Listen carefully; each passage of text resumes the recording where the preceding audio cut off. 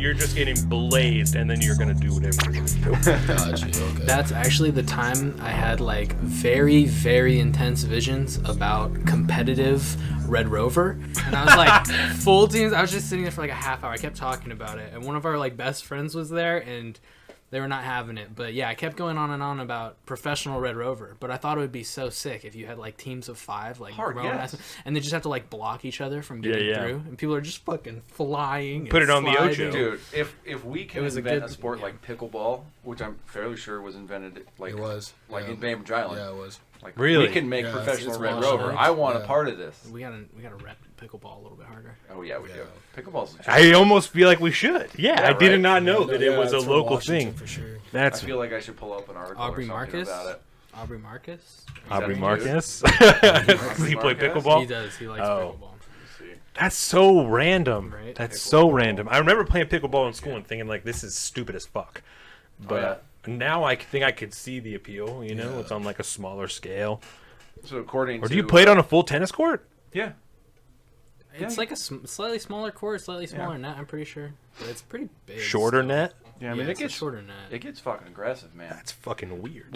My grandparents have had one in their like backyard area for a long time. It's like a combo basketball court, pickleball court, and tennis court thing. Whoa. And yeah, we've thrown down heavy tournaments over the years, man. Just have big family gatherings, and we go out there. We'll be out there for 4 or 5 hours. People are like overhanding this shit. I mean, it gets aggressive. Like, you ever played badminton before? Yes. Yeah. Badminton can get aggressive as fuck. Pickleball's the same deal. But according to You're good at badminton? the internet's For an American, one true source, Wikipedia, the game of pickleball was created in 1965 on Bainbridge Island, Washington, by a man named Joel Pritchard, who later served in Congress as a lieutenant governor. I mean, if you're going to invent a sport. I mean, yeah, I guess. Might as well, yeah. Good lord. Is pickleball an Olympic sport? Do you guys know? I don't know. I think to me it was always one of those like ultimate frisbee, like just kind of Fringe. pseudo sport games. Yes. Yeah. But I was gonna say, yeah, it's like, is it a sport, or is it a game that you're playing? Yeah, like badminton was always like a picnic game here. But when I was in France, that's like a sport. Kids like they're like, no, I played badminton. That's a sport I play. Like high school kids. And so, because I played tennis, and I wanted to do something with people there, and when I went there, it's not the same game. It's not. They destroyed me for like 3 months straight until he's like, "Can you keep up?" The game's super duper fast. It's really, really fast. But it's crazy. It's like really fun once you start getting a hang of it. But it's like it's not the same. The like, shuttlecock can reach like super high speeds, right? Like ridiculous speeds. Yeah, it's ludicrous fast. speed, if you will. It starts getting to be. It's like weird because like you're just there's no way you can think about what you're doing. Your hand's just like going down to like, and you're like, whoa, I got it. Weird, and like I blocked the spike. I don't know how. You know, it just gets. But that's what's fun about it. Yeah, that's weird. Yeah, ask. Everybody just starts to know what to do. Next time we hang out with Jake, so probably like that next weekend or whatever. Ask him about his experiences with Pickleball. Oh my God, badminton with the shuttlecock. Yeah. Because I almost took out his eye when we were in junior high. Like that's got to be pretty spiked it common. right in the face, and he just boom. You wear goggles when you play badminton? No, you just have to be fast. Because like when you play racquetball, fast is all. like racquetball, you're supposed to wear goggles, right? Yeah, racquetball gets intense. The shuttlecock like is not that heavy. Like if you get hit like as hard as somebody can fucking do in a head, it's like getting like flicked pretty good on the noggin. Yeah. Like it's really not gonna hurt you, but a rubber ball is gonna destroy you. There's got to be more extenuating circumstances to this badminton thing with Jake. I'm gonna have to probe that. It was just a perfect shot right in the fucking eye. Jumped up over the net, smashed it down, and it just took him out. So that's about the one dangerous place you can get hit is directly in the eye. Directly in the eye. Yes. Yeah. So you asked us a question, Elijah, before the show started of Colin and I, who our dream guest would be, and then what the dream topic for the dream guest would be. Yeah. Did you think of anything? No, I've been producing. I was going to rely on your answer first, dude. No, I think Thomas Jefferson is good. I almost feel like you have to pick someone who's dead, because if you only have one opportunity. Okay, so we'll change it slightly then. So like, what if it's like a goal to okay. Your dream get. Yeah. That's How? like, okay. They can actually. Like, how do I know that I made it when I've? And like, what are the questions that you even be prepared to ask, or the debate topics or anything like that? Because I know I remember the last time I was on here, you guys were talking about like Candace Owens There's obviously like Ben Shapiro, like on more of like a Right. mainstream, but they're like super hard debaters, right? Like you have to come with yeah. their facts. Not saying that you're gonna debate them, but just Right. to have a banter with them, you know. And if you're going to ask a hard question, it's got to be a hard question. Right. It can't be something that they've already been asked before and thought about. Or even the guy, hands in their pockets. the guy that does the YouTube that's like Change My Mind or whatever. I don't know his name. Crowder. Stephen Crowder. Yeah, Stephen something Crowder. like that. Someone just like on a larger scale, I guess. I'd like to put his shit in a little bit. We talk Not about gonna lie. Stephen Crowder a lot Okay. because for a lot of reasons. Because I watch a show every day, but most of the time I'm yelling at it while I'm watching it. Yes, it's the only Why show. do I keep coming back, and why do I keep getting angry? I don't know. He's Yeah. doing his job. But yeah, He's doing his it's like job. he's doing what he needs to do, and I'm just like, Yes. you're misrepresenting the fucking question, or blah, whatever the case may be. But like, I still come back the next day and watch it. I feel like Stephen Crowder is a good peek into modern conservative youth, especially men. And so that's one of the reasons that I consume his content regularly, is I just feel like that's one of the best windows into that world right now. Yeah.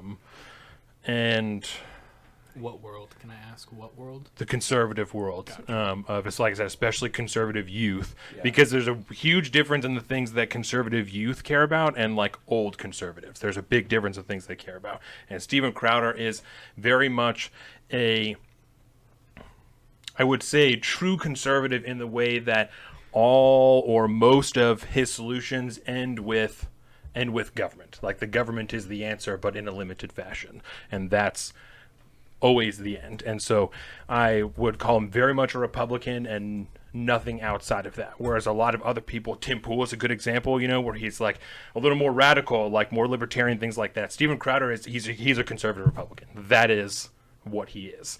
And so that's why I feel like it's a good window into that world. He's always talking about politicians in particular, never a way around the system, always working within the system, which is not a bad thing, but that's what his thing is never finding a way to change that. Tim Pool, especially in the last few months, has been very about changing the system as it exists now, and you could probably argue his entire career he's been on that. But I have a question. So you guys would Yes. probably like to verbally spar with this Crowder guy? Or that'd be like interesting to you guys? Pen and paper. yes, yeah, because there's been numerous times that we have, more often than not, we're talking shit about Stephen Crowder on this show. And not like just talking shit about him, but breaking down his arguments because they're not good. They're false arguments. They are... The most recent one was his takes on abortion and the Texas abortion bill. He's very religious and, again, very traditional conservative. I have pen or paper in my backpack. Is that what he's going Yeah, to give you? yeah. Yeah. Sorry. No, you're fine. I should have asked before we started the show. should've And known. a lot of his takes, especially on that, are just very inconsistent. They break down to a lot of personal responsibility on the women's part. It's all about the women's responsibility, and you need to take on responsibility for, if you want to be sexually active, and like all these things that just are inconsistent. I'm sorry if I tore those out. I should have unclipped them.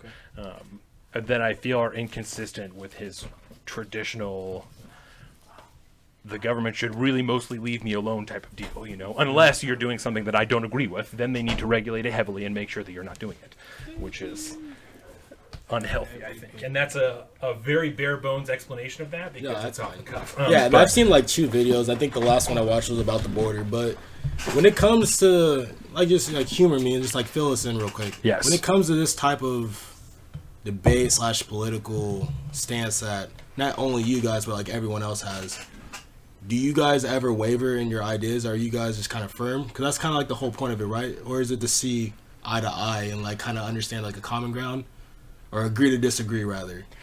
I like to look at it as a way to test your current ideas against other people's, and if they essentially convince you in some fashion that like your way of thinking or how you arrived to the answer you got, or maybe the answer you got to may not be right anymore.